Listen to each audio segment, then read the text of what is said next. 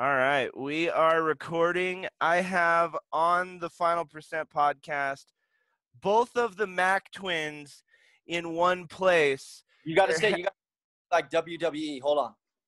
Okay, let's see it. All right, come on. Give it to him. I have in one place on the podcast, we've got Ian and Evan Macklin. With the All right, I like that better, dude. Let's go. Oh my gosh, that was so good. All right, that was better. You're right. That was good. All right, cool. Yeah. Now that the stage is set. The stage is set. Well, I mean, there's a lot of people out there who had even said they'd never seen you in one place because nobody could be, it's like splitting awesome into two separate categories. You know what I mean? One just has a little bit of scruff on his face, Yeah, so obviously we met each other quasi-digitally through just, operating on big stages in Denver, and we just kind of engaged with each other in the digital domain, and then we really hit it off because it's pretty obvious we're cut from the same cloth. Some of the things I want to talk about is you've been at and we don't need to name names. I'll let you name any names that you want to name. But very few people on planet Earth can, walk into, it doesn't matter what dealership it is, and just say, hey, we're just going to, triple your business because we're here. And that's how much what is inside of you matters. And that's how much your dedication and your energy matters. And I'm just wondering where the heck does that come from? Why are you guys because if anyone on here, please follow these guys because they are maybe the single brightest star that I watch on any social media because you always know you're going to be entertained. It is just absolutely great. Yeah. But where the heck does it come from? When did you guys start with all this energy and all this excitement and I'm just going to crush life? Where did it come from? I mean, when we were young, when we were born, of course, we were just natural athletes. I mean, if you can't tell, Evan's down there just looking chiseled as hell. I mean, he's fueled by Optavia right now, but just being kids, we always had natural competition. We had to win, right? We grew up in kind of a winning atmosphere. We had a hardworking mom that just wanted us to win, wanted us to be the best, and a single mom. So we always had just knack to perform at our highest possible level because we had that support. And then we always just had this thing where we just like to push each other. Evan hit me with a hammer one time. And I think that's why we've kind of gone down a little different path because now I'm a little different than he is, And that's one of the cool things about having a brother or a sibling and especially a twin brother. Sometimes you got to be that hammer for somebody and just bust them over the head and keep them going. Mm-hmm. And Ian and I both, we're just natural competitors, and so if we weren't twins, we probably would be tremendously awesome and just continue to push energy and everything, and that's super important. But when you have a twin brother and somebody that's close to you and that's also very good at business, very good at sales, very good at pushing other people, when you can take different parts of that, like I do everything my style, he does his stuff his style, but when we combine it, sometimes we can be a little crazy. But it's fun. We make magic for sure. So here's a question that I have that I think maybe everybody, because obviously you guys get lumped into this. Oh, it's the twins. It's not Ian. It's not Evan. It's the twins. You always get kind of lumped in together. What is the biggest way you guys are different? Evan, I'd say the biggest way we're different. We're the same in so many ways. I mean, we're identical twins, and the crazy part, when people meet Ian and I, they can kind of, after talking to us for a little while, I guess in certain ways I'm a little bit more reserved than Ian in different ways. Ian's got a little bit more fuck it in his system. Like he will give it to you, and there's almost zero filter when it comes to it, and which is great. Sometimes I have to be that other side of the brain that kind of but you've only got okay, so if he has zero filter, how much filter do you have? I got 2%. It's 2%. So although it's A little bit. although it's crazy, you know, I've got a little bit more, you know, a lot more fucking in my system than a lot of other people. My brother is definitely, and it's pure passion. It's not anything bad. It's just pure passion that he has, and you know, you can either get on the bus or he can sometimes run you over, but I can always be there. We play off of our dynamic very well, and there's certain things that he just does great, and there's certain things that I do great. All right, your number one pet peeve about your brother. Your number one pet peeve. So Evan, you got to tell me your number one pet peeve about Ian, and Ian, you got to tell me the same thing. Besides their looks, Ian talks the too looks much. aren't very good. Ian talks too damn much, and he always wants the spotlight. So I don't know why he's not talking right now. Shoot, I don't know. I mean, we're twins. I mean, we're with each other a lot of the time. So I always try to push him too hard on the bench press. Yeah, I don't know. I don't know. That's a hard question. There's so many pet peeves that I have about my brother. Like, fucking, just sometimes just my brother. You know. There's like Here's one thing. Like, I'm a great delegator. There's certain things that I'm not going to do, and there's no convincing me. So, you know, we're both very stubborn. We're both very stubborn. I've got an incredible team around me, and so sometimes I don't pick shit up. You know, I just don't. I mean, I got Angela and her team. They come behind me once a week and help me out around the house and stuff like that. This is what it is. I got other shit to be doing. I would say leaving the almond milk out. We spoil like 14 almond milk. Dude, all day long we spoil. Dude, the amount of almond milk we waste that we could be putting into these epic Hercules chiseled bodies, you know, like that are just epic. We could be drinking that. So that's my biggest pet peeve is freaking almond milk, dude. We just don't put things away. Almond milk. It's we. It's not you. It's we. My favorite one was, well, sometimes he's just my brother. That's my biggest. That's really it.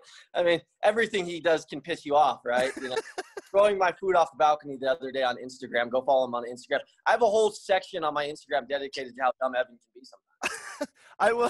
I will say and right when the food went off the balcony, I had to go show it to Kayla, and she was literally shocked. She's like, I thought they would have like played like they threw it off, but like, she's like, you can see that it got thrown off and it hits the ground. Like, she's like, and then you guys are shooting, and they live in downtown, so yeah. It's, oh man. So all right. No, and it's a quarantine. I was like, I was kind of nervous, like, because I was like, oh man, I hope nobody calls the cops. Like, the last thing I'm trying to do is go to jail and a quarantine and all this stuff. I would have loved that. That would have been awesome. I would have snitched up front. I would have said who it is, you know. All right, back on track. So when did you guys know that, you know, sales was in your blood? Because, I mean, I watched you guys at your other dealership. You guys were, you know, always number one and number two, battling, basically literally changing, because you're not just changing, and that's the thing that I think people don't fully understand about business, is when you guys come to a place, you're not just changing your financial situation. You're changing the dealership's financial situation. You're changing the people in finance. You're training the other salespeople. You're helping them do business better. Like, you just, when you guys show up kind of anywhere, you're changing the financial future of, you know, like 10, 20, 30, 100 people. And then also, like, I watched and it was so great on your Instagram. I can't remember who it was. But one of you took the time with an elderly woman for like basically all day, where normally you'll sell like 3 to 5 cars. Yeah. But you guys put in work, and you guys really care about taking care of your customers. And how do you balance such a high level of customer service, such a high level of closing deals? When did this, like, hey, we're superstars at sales? When did that happen? When did you guys realize that? We were kids, you know, we were raised in a certain way where our mom would tell us, you guys can have whatever you want, but go out and work for it. In terms of you're not going to have anything unless you go out and work for it. So we would go out and we probably mowed every lawn in the neighborhood all summer long. We would like 5:30 because my mom would also be like, hey, if you do something, I'll help you out with certain things. But we also knew if we could get one neighbor involved and they told their other neighbor and the other neighbor told the other neighbor, that quickly make a lot of money. So we would mow every lawn in the neighborhood, usually by like 11, 12 o'clock. I'm talking 20, 30 houses. Like we would Wow. figure a little book of business that we would write down, which is pretty cool. I don't necessarily know where that came from, but we had that to where we knew once we got the reward, which was the money, because there wasn't smiles like there is when we're helping, a little, old lady through, but more of that monetary reward where we could go buy what we wanted to buy. Evan and I would go to Sam's Club then and take that money that we earned from selling or from mowing lawns we would buy, go to Sam's Club and buy crates of gum and like pencils and stuff like that. And we'd sell it out of our lockers. Oh And so God, we had a school awesome. store.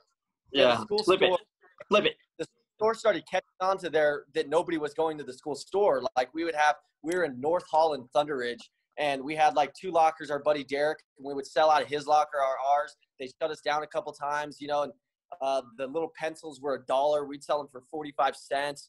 So we'd undercut them huge because we were buying them for 15 cents. And we were making, 20, 30 bucks a day, dude. And we're like, 20, 30 bucks a day, that's $300-400 a month.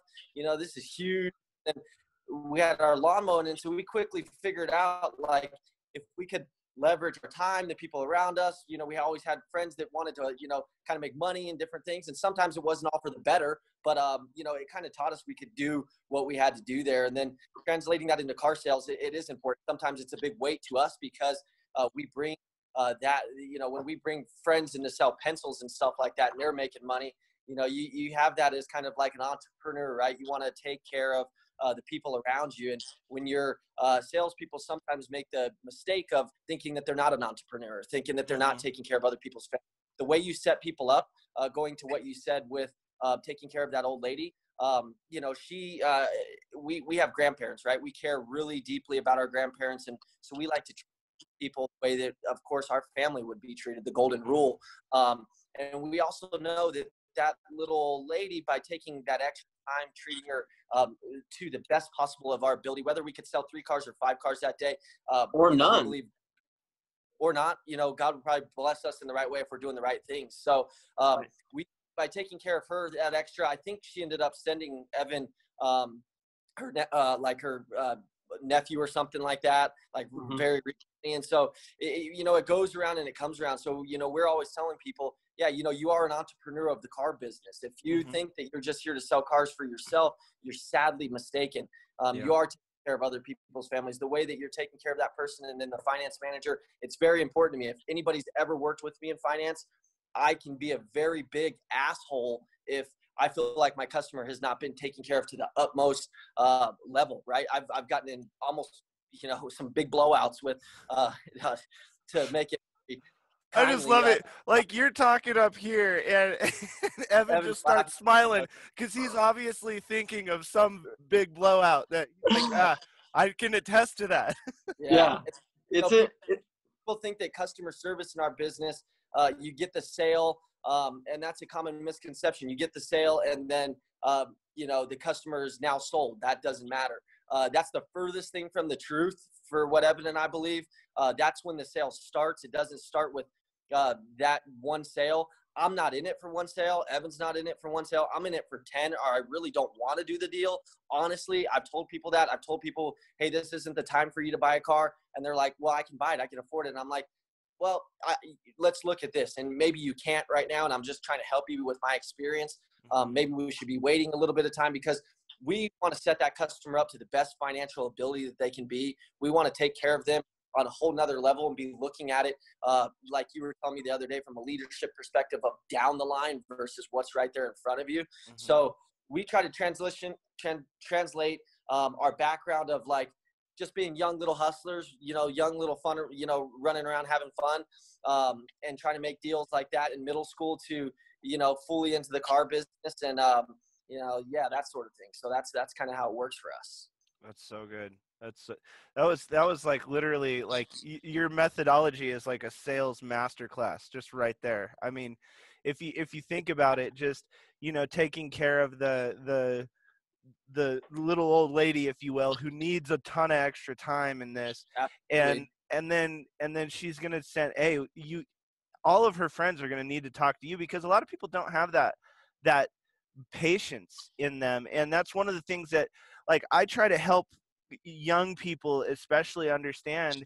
I talk a lot about being the CEO of your own life, and you have to define reality. But if we take that a step further and we call ourselves, you don't work for for instance, right now you guys are at Tynan's Nissan. You guys don't actually work for Tynan's Nissan. You guys are in You Incorporated, Right. and You Incorporated, your number one client right now is Tynan's. So Yes. that doesn't mean that you don't work for anybody but yourself. And if You Incorporated are there, okay, I've got these clients now. You guys are also health coaches. You've got these other clients. You guys are going to absolutely be consulting major corporations. They're going to be clients, and that's the thing that people need to realize. When you start doing, oh well, this person doesn't pay me enough, or this person doesn't do this person doesn't do that, at the end of the day, that just means you have a crappy client. So you need to either find a different client or more clients. And Yeah. that's what I love about you guys. You guys are always planting seeds, and Yeah. you guys are always ready for an opportunity. And I think that's one of the thing is, a lot of people are not prepared with a ton of opportunities, and you guys are flip-flopping that and saying, hey, we would rather be over prepared with no opportunities, so that right when the opportunity comes up, we take advantage of it. Yeah.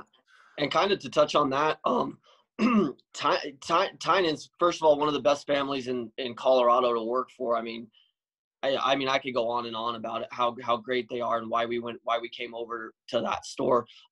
But like you said, it's our business. Tynan's provides us the vehicle. They provide us the store. They provide us the millions of dollars worth of inventory. But as a and I don't know why people don't like to call themselves salespeople anymore. I mean, we could probably dive in all that stuff. The whole world, everybody just became a salesperson overnight. Yep. Yeah, now they are. Now it's fun. But the thing is like, you have to be able to take that responsibility of your business and want to drive and want to get the money after the sale, and not just so many sales guys are just focused on that customer in front of them and not not picking up the second money in the deal. Look, if you're willing to spend a couple of $100 with me, on up to a couple $100,000 on a car with me, and anywhere in between, that car could be a Bentley for you, and it might be $1,000 car. I've had people cry leaving the dealership with $1,000 car. I've had guys come by $100,000 cars that have treated me like shit. Either way.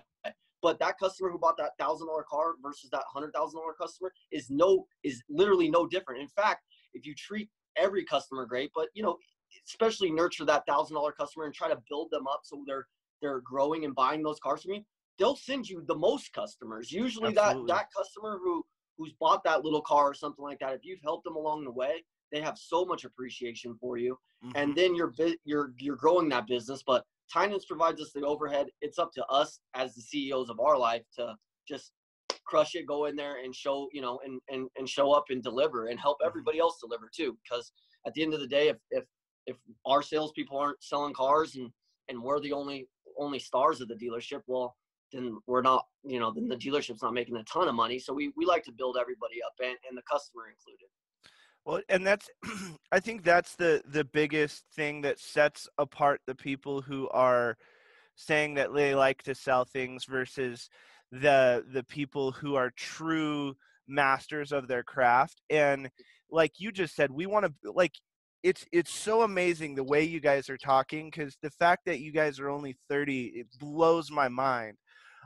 Because you just said we realize what we can do, that we've got this vehicle provided to us and we're going to go in there and crush it, but we also want to build up the dealership and we want to build up our customer.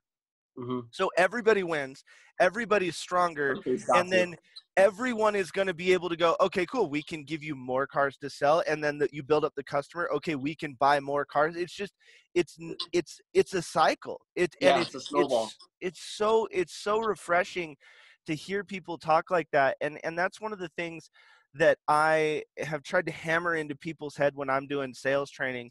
Is so many people do think that salesman is a bad word, and that just means you don't make a big enough difference. That means you just suck at what you do. You know what I mean? Because at the end of the day, you get rewarded for the difference that you make. At the end of the day, you're going to get paid very well for the difference that you make. So if you're not making a bunch of money trying to be a salesman, that just means you're not making a difference in people's lives. And that's what it boils down to.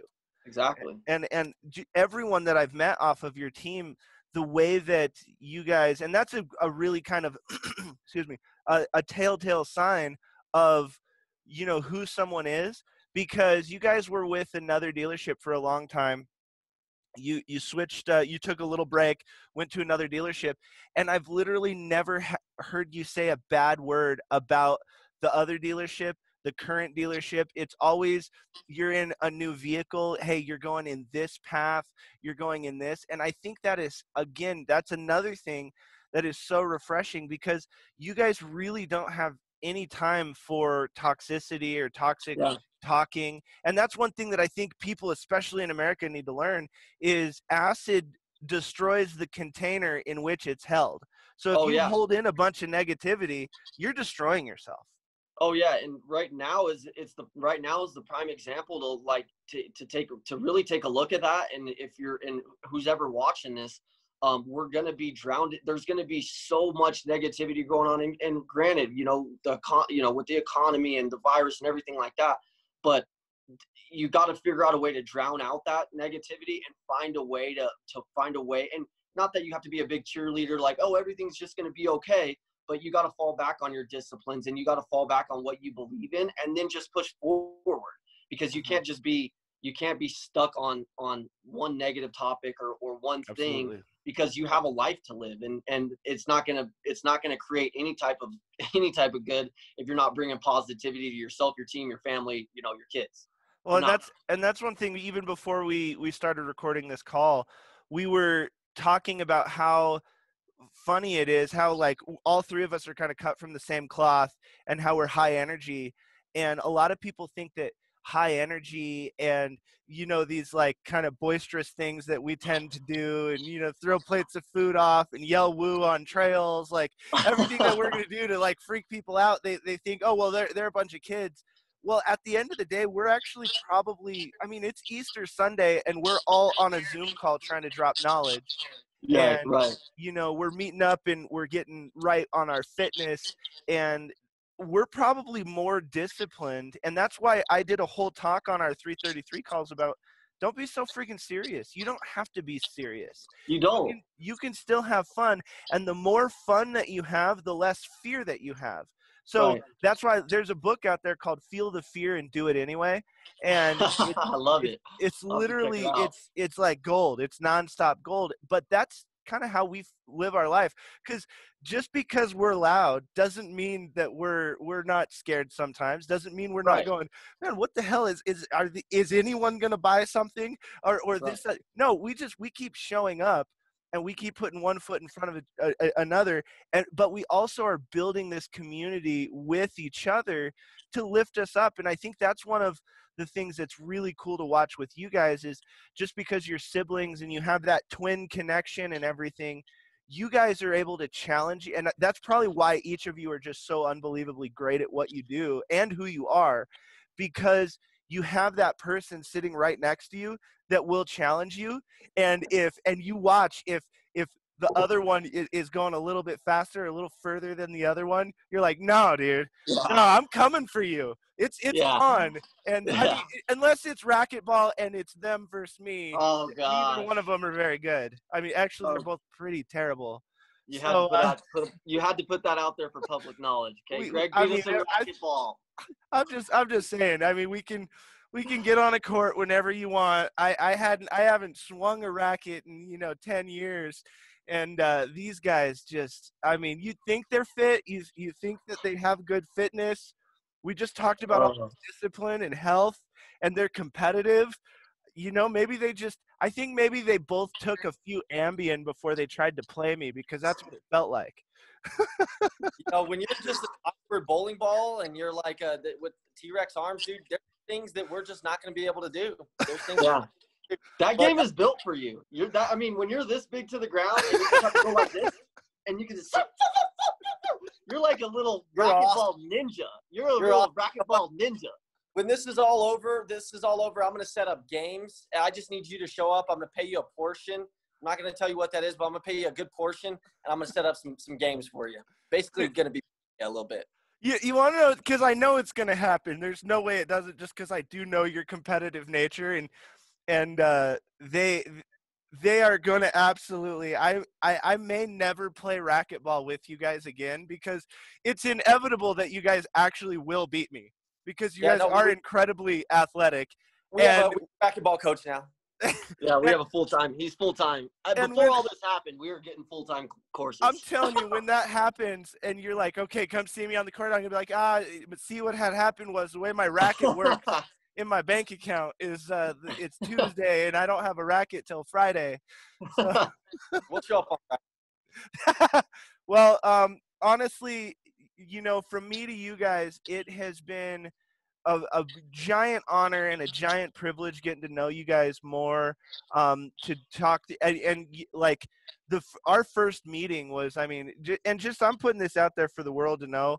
I mean, me and these two are going to have this consultancy firm.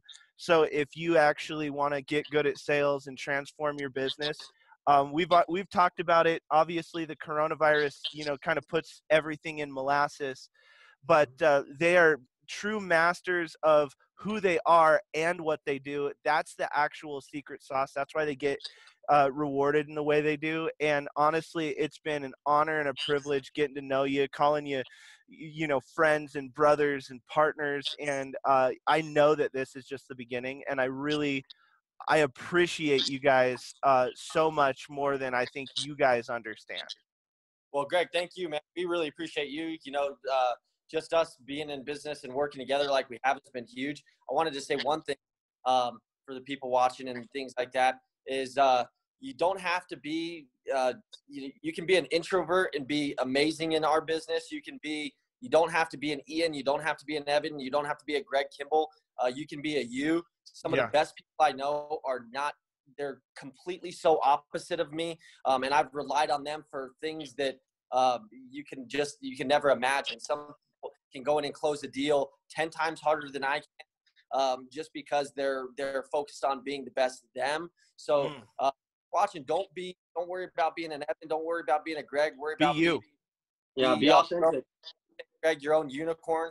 Focus on the talents that you have. Take those talents and just expand them, especially in these times. A lot of people are retreating. They're also reacting, you know, going and getting toilet paper and doing all these things that I guess you can do. But in these times, if you're expanding your talents, if you're really getting after it, if you're really working on those things. I was listening to something earlier, and they were saying the new sales guy, no matter if they're an introvert, extrovert, or whatever you are, right now are going to come back to my business. And if they're really wanting to be a killer, no matter who they are, they have the ultimate time right now to expand their business and their minds. Exactly right. And they come back and they can beat the shit out of a guy like me. So a guy like me that knows that is never going to allow that. So I am expanding my talents on a whole nother level that I've never done before.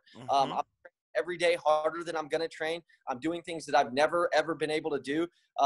Not just because I want to do them, but because I know when I come back to my vehicle of business, whichever it is, whatever 4 businesses or 5 businesses that I'm going to be in, you are going to be reducing the level of your training. So if you're training every day to be the best that you can be, no matter if you're not whatever anybody would say this is, you can be whoever you're going to be, and you can be great at it. Just focus on you, focus on the talents that you possess.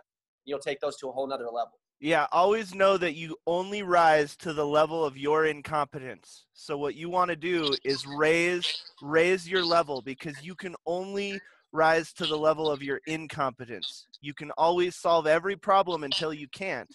And what we're trying to do is raise the lid on our own potential. And that's why we get in groups like this. That's why we hang out and we challenge each other. And you know, I mean, you follow all of us on Instagram, and I guarantee you, you're going to see a bunch Evan of Mack shit talking. 303. Evan Mack 303. Evan's daddy 303. All right, with Evan. Evan 2.0 303.